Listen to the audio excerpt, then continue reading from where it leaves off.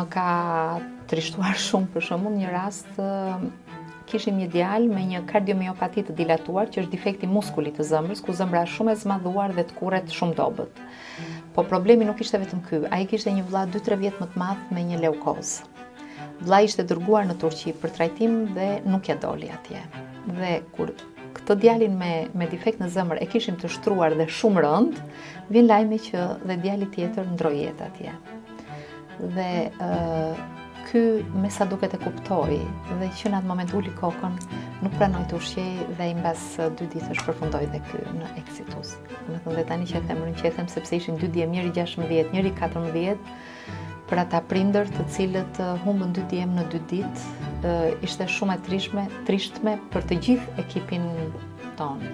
Për fat të mirë kishte një vajzë që ne ekzaminuam dhe ishte normal nga zemra dhe nga patologjitë e tjera.